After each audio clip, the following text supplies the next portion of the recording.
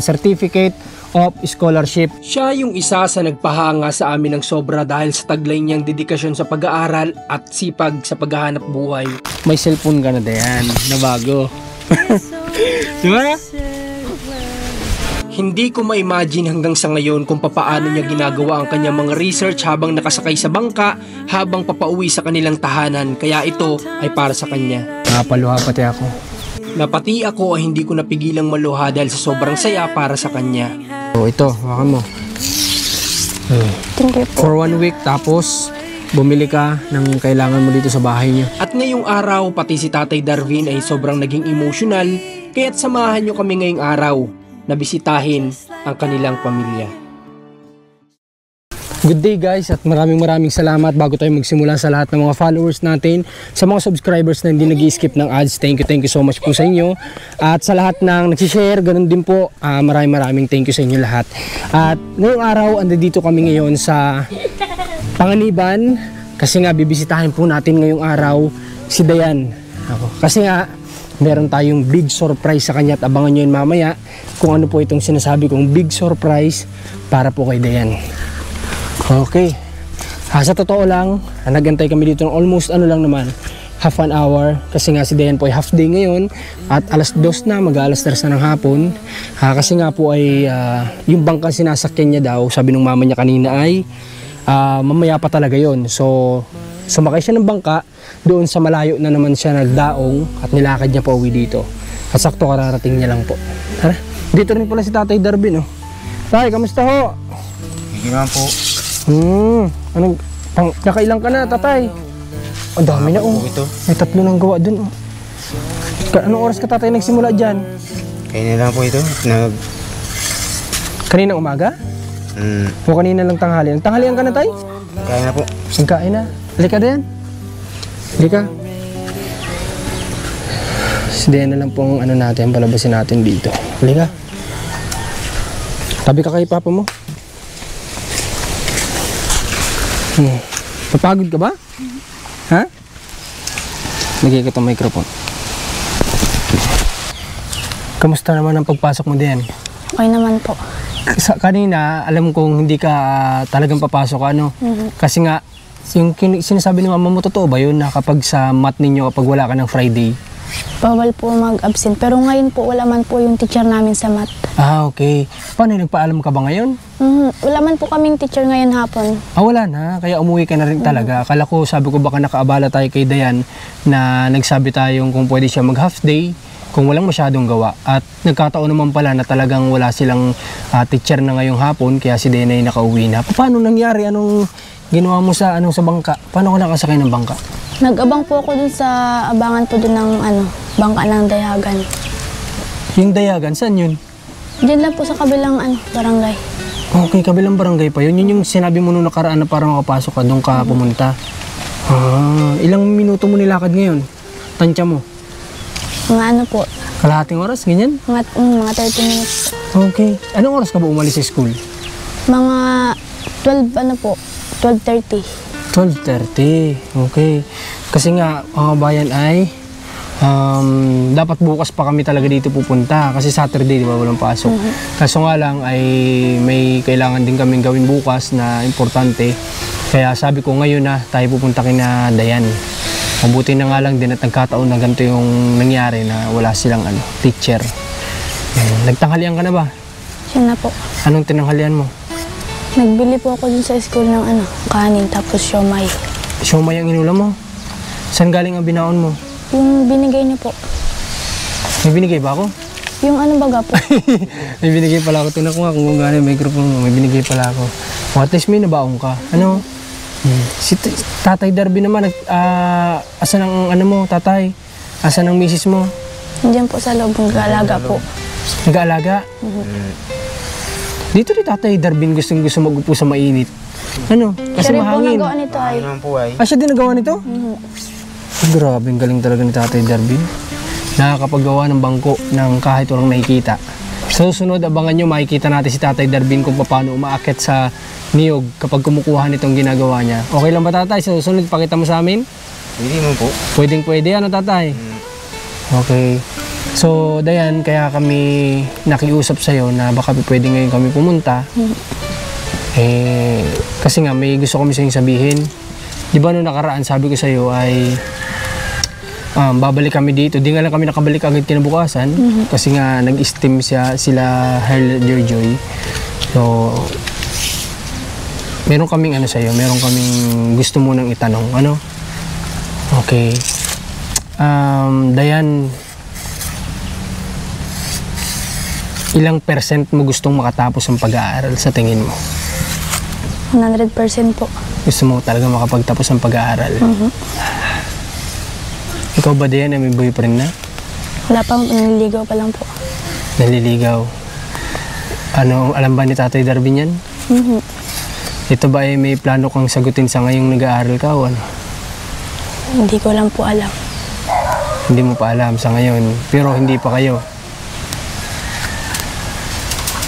Okay. Taga dito ba yun? Hindi po. Doon din po sa ano. Sa school. Okay. Pero gusto mo makatapos.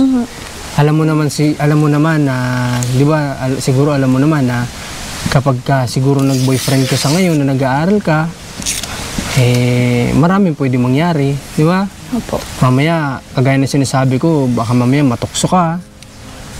Hindi ka na makakapagtapos kung ano yung plano mo sa buhay, baka baka masira, ganun. Ano? Okay, pero kailan mo makukuha yung mga grades mo sa school? Pagka tapos po ngayon yung 4th quarter. Ngayong 4th quarter, inuuwi mo ba yun dito? Pag nag-meeting po si mama, Siyang kumukuha? di ko lang, yung grade 8 po ako, di po nakuha ni mama. Hindi Di po kasi nakuha? binigay ay. Bakit? Hindi ko po alam. Baka may mga bayarin kang di nabayaran. Kaya hindi binigay. Kasi minsan ganun ang nangyayari sa school. Kapag hindi binigay, ibig sabihin baka may kulang kang bayarin sa school. Baka ganun. Hindi kaya? Hindi naman po. Hindi naman. Okay, pero sa ngayon ba ano ang pinaka-priorities mo, Dayan? Yung pag-aaral po. Pag-aaral. So, ibig sabihin, hindi na mo na boyfriend. Kasi mahirap din minsan pagsabayin yan. Ikaw, Tatay Darwin, ano masabi mo? Ay, may naliligaw na pala sa anak mo. Sabi ko po sa kanya, pag-aaral mo na po ang isipin para Naganunan tayo. siya ng Upuan. Naiinitan ba kayo dyan? Naiinitan kayo? Pwede naman tayong lumipat dun sa ano? Hindi naman po. Hindi naman? Okay, baka kasi naiinitan kayo dito sa pwesto natin. Pwede naman tayo lumipat sa loob ng bahay namin. Bahay namin. Okay. So, Dayan, hindi ko na patatagalin. Nandito kami, Dayan, kasi may surprise kami sa'yo. May idea ka na ba? Wala pa po. Wala pa. Okay. Dahil nung nakaraan, sabi ko sa sarili ko, deserve mo ng scholarship. Kaya sabi ko, sa abot na makakaya ko, tutulong ako sa iyo para makapag-aral ka. Kaso nga lang, hindi pa man nangyayari yun, binigyan agad ako ni God ng isang tao na gagamitin din niya para makatulong din sa atin. At meron ngang nahabag din sa sitwasyon mo. At gusto kanya Dayan pag-aralin hanggang makapagtapos ka ng pag-aaral. Ayaw niya magpabanggit. Siya ay from wait lang, titinan ko ulit sa cellphone ko. Ha? Hong Kong yung isa. Yung isa ay New York. Okay, from New York. Ano?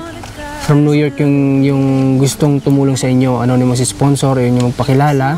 Dalawa silang magkaibigan na gusto kang mapagtapos ng pag-aaral. Magiging okay kaya yun sa'yo? Opo. Ha? Makakatulong kaya? Siya po.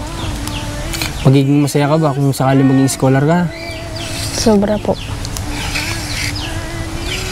Tatay Darwin, ito pong anak ninyo ay magiging scholar na. Ano pong masasabi mo? Masaya po kami, masaya po kami niya pag ka-schooler po siya. Hindi mo na tatay problemahin ang anak mo sa pag-aaral para tatay makatulog ka na din. Mabawasan po ang iniisip mo. Nga po. O tatay, ngayon may bibigay ako sa anak mo, ha. Para katunayan na ikaw ay scholar ka na namin sa tulong ng mabuting loob. Okay, so may iabot muna ako sa iyo. Ito Dayan ay picture ko. Baka sakali may mga daga kayo. may panakot ka. Hindi, joke lang. Ito ay certificate. Ayan, Certificate of Scholarship. This certificate is awarded to Dayan. Tapos, ayan, February 28, 2025, may perma ko na po yan. Dayan, kaya ako ito pinagawa para nang sa ganon, hanggat nasa sa iyo ito, makikita mo na meron kaming pangako sa iyo na ikaw ay makakapagtapos sa tulong ng sponsor. Ha? Umiyak si Tatay Darvin, no? Ba't ka umiyak, Tatay? Masaya lang po ako. Masaya? Tay, medyo madami-dami na sigad na ginagamit para po makakatulong sa inyo, no? Para din po ito sa inyo, Tay, pag nakapagtapos si Dayan. Grabe, emotional si Tatay Darvin. Siyempre, malaking bagay po kasi ito. Itong tulong po ninyo yung pinagkaloob sa amin kay Dayan. Malaking bagay po ito. Kaya po emotional si Tatay Darvin kasi isipin niyo po yun, yung hindi na nila po problemahin hanggang sa makapagtapos si Dayan. Malaking po yung kabawasan para sa kanila. Tama na Tatay Darvin, huwag ka na iyak. Dapat masaya tayo. Naunawa ko naman si Tatay Darvin, siyempre. Alam nyo kasi, iniisip ko si Papa mo, sinasabi niya hindi siya makatulog halos. Kasi ang dami niyang iniisip. Iniisip niya itong mga kapatid mo, iniisip niya yung kakainin ninyo sa araw-araw. So ngayon, Dayan, ang gusto ko lang, ang isa lang ang gusto ng tumutulong sa atin, bawal ang boyfriend. Okay ba sa'yo yun? Ha? Para po sa pag-aaral. Ayun, yan ang maganda. Yan ang maganda kong marinig. Kung desidido talaga siya sa iyo, makakapag-antay siya, di ba? Na magkaroon kayo ng pare-pares na trabaho. Para anytime na magkamaliman kayo, na matukso man kayo sa isa't isa, kaya nyo na yung sarili nyo. Kaya nyo na pwede nyo maging pamilya. Ano Dayan? Apo. Okay. At bukod doon, siyempre, bigyan mo din kami ng magandang grado. Ha? Kasi para din naman sa iyo yun, chine-challenge ka lang namin. Ha? Na dapat ay galingan mo sa pag-aaral mo. Ha? Okay lang ba sa'yo kapag ka nalaman namin na may boyfriend ka o bumagsak ka, mawawalan ka ng scholarship, okay ba yun? Okay po. Agree ka doon? Yun din kasi ang gusto ng tumutulong sa atin. Okay ba? Okay, maganda naman at pahig si Dayan.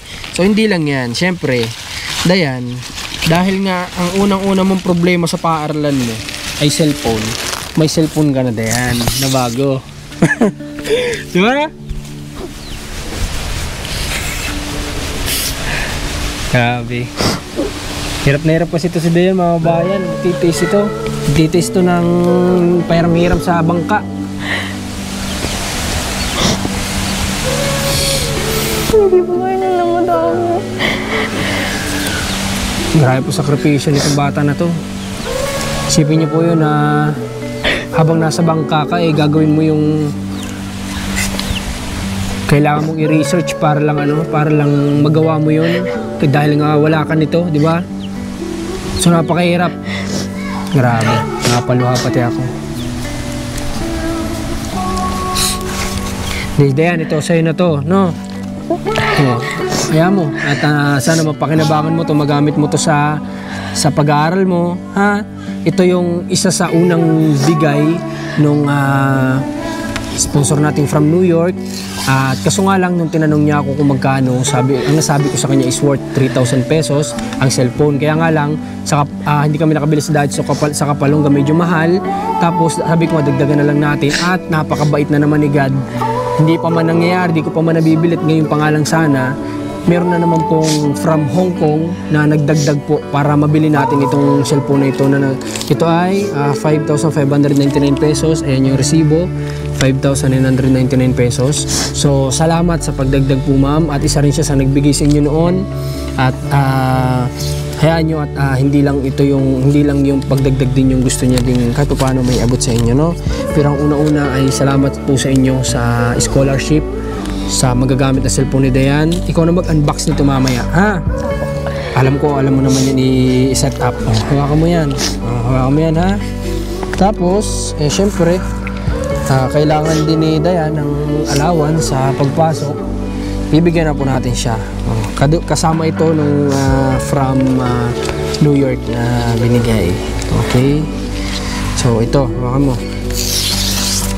Thank you po. For 1 week, tapos bumili ka ng kailangan mo dito sa bahay niyo. Ha? Dayan. Thank you po. Masaya ka ba? Sobra po. Okay lang. At kami din naman, sobrang saya. Alam mo ba, Dayan, nung kausap ko tong sponsor na to, na mag-scholarship sa iyo, tutulong sa atin sobra yung saya ko nung gabi na yun na malaman ko ngayon. Tapos, tapat na dagdagan pa from Hong Kong na gusto din tumulong sa iyo. Maganda po ito mga bayan, tulong-tulong po tayo. Kasi kapag mas marami tayo nagtutulong-tulong, talagang mas maganda yung magiging bunga ng pagtulong natin sa kanila.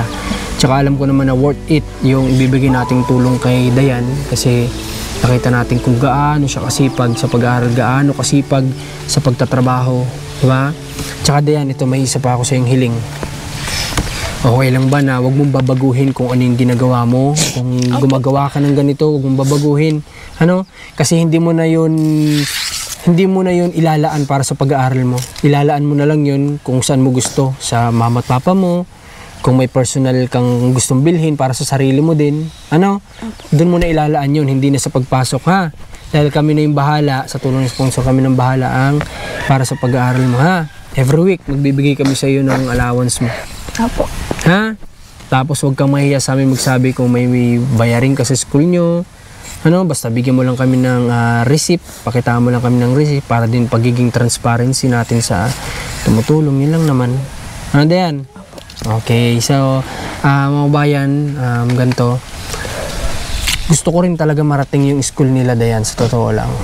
Kung minsan ba Dayan, pwede ba kami may sama dun? Pwede? Gusto ko ding marating yung school nila Dayan para na sa ganun ay pwede din si Dayan na makapagbahagi din sa mga kaklase niya. Pwede din magpa-snacks, ganyan. Tapos, malaman natin yung sakripisyo ni Dayan sa pag-aaral. Mas mauunawaan kasi natin, sabi ko nga, to see is to believe. Hindi kami masyadong kapag hindi namin nakikita. Di ba? Nandun na yung nandun na yung kapag sinabi ni Dayan, naniniwala naman kami. Pero, mas maiintindihan namin yung ginagawa niyang sakripisyo kapag nakita na namin at na-experience din namin, di ba?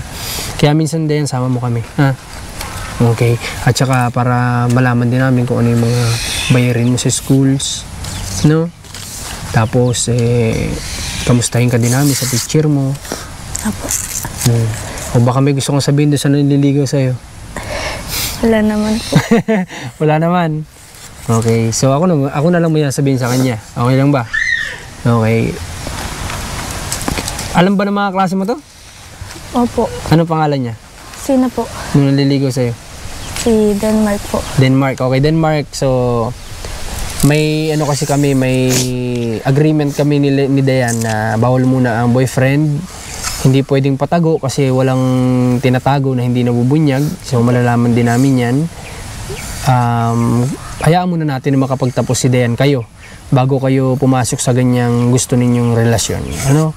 Kapag ka-graduate na kayo at may mga kanya-kanya na kayong trabaho, why not? Pwede naman na kasi lahat naman tayo pupunta dyan. No? Okay. Anong gusto mong sabihin from New York and Hong Kong? Ano po? Maraming salamat po sa binigay niyo po sa aking tulong. Sobrang saya ko po ngayon. Okay. Ikaw, Tatay Darby, may gusto ka sabihin? Marami po sa tulong na binigay sa amin nung sa anak ko para po matapos po siya pa nag-aaral. Maraming po salamat. Sana pag-ingatan po kayo ng Panginoon Diyos. Yun. The best kayong mga OFW talaga. Wala akong masabi sa pagiging busilak ng mga puso ninyo na pagkatiwalaan kami sa mga ganitong bagay. Kaya maraming salamat po sa inyo. Sana dumami pa kayo ang mga kagaya ninyo na tumutulong sa kagaya ni na Dayan. At kami naman kapag mga ganyang bagay ay ang maigaganti na lang namin ay pagsipagan kung paano maihahatid yung mga gusto nyong ihatid.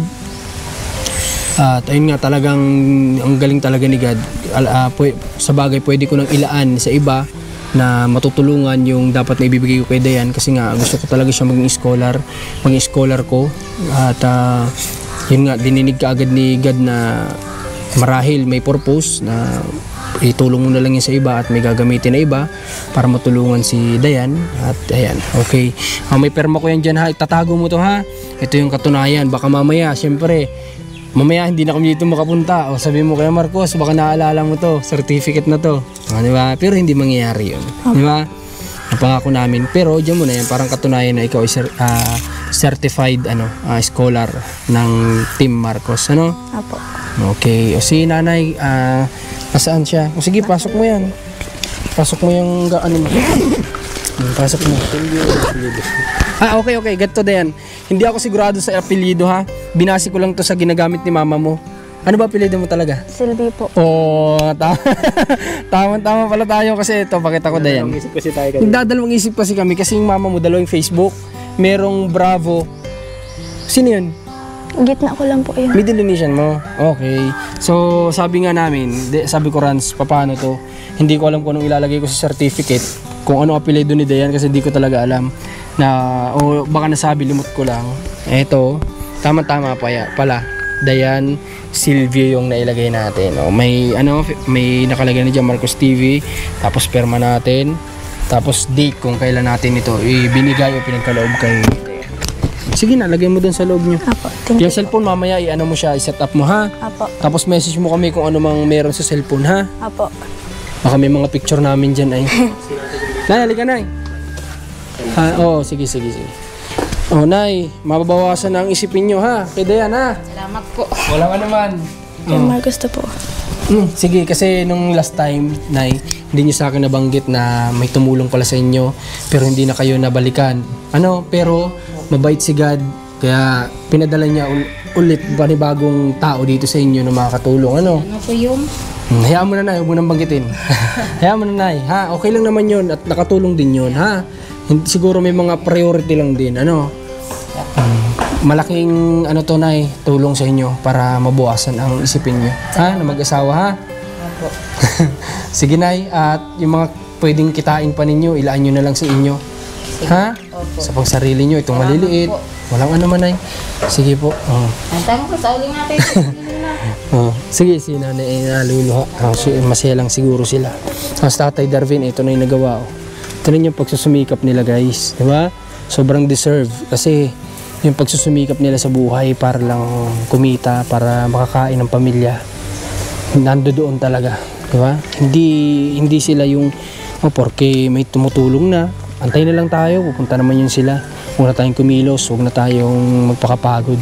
Sila wala po silang ganun. Talagang magbana tayo ng buto. Si Tatay Darwin nga kahit hindi po nakakita.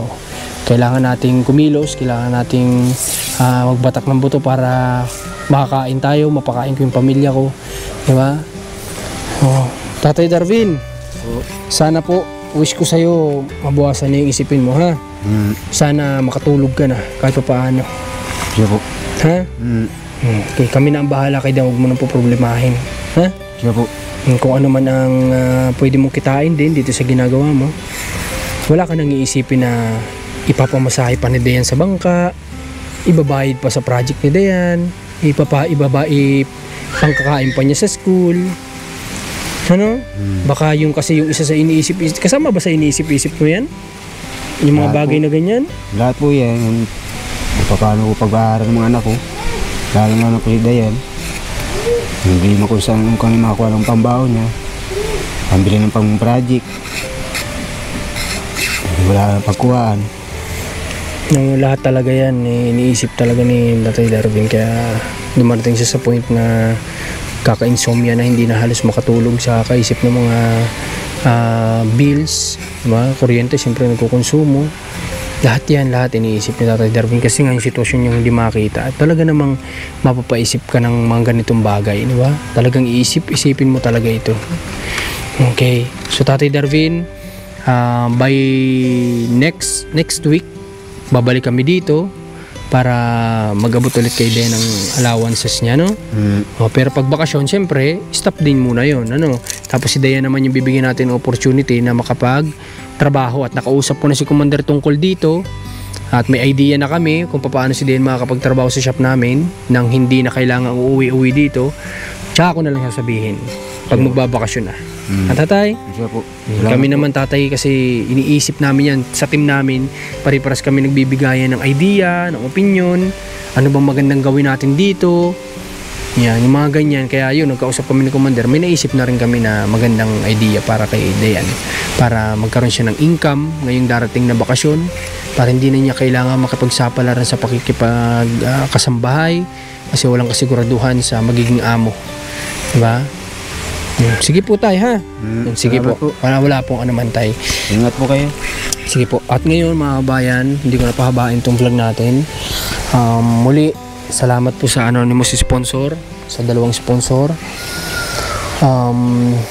Masasabi ko lang po ay sana ay bigyan pa kayo ni God ng malakas sa pangangatawan at kasama ng inyong pamilya ay gabayan niya sa araw-araw. At kung dyan sa ibang bansa nawa, hindi naman kayo magkasakit, diba? Kasi yung hindi lang magkasakit ay alam kong blessing na yun sa inyo, sa ating lahat. Malaking blessing na yun. So yun lang, sana dumami pa yung kagaya ninyo. At sa mga gusto mag-donate, sa mga tinutulungan natin, please mag-message lang po kayo sa Marcos TV channel, sa ating page. Mag-ingat lang po kayo sa scammer. Wala pong space ang ating account.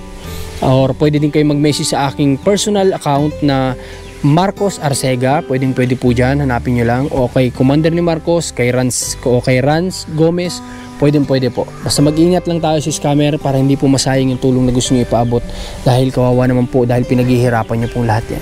And bless po, supportan nyo yung cameraman, Rans TV, Commander ni Marcos, ingat po kayo, pagpalain kayo ng Panginoon. Please be thankful for what you have.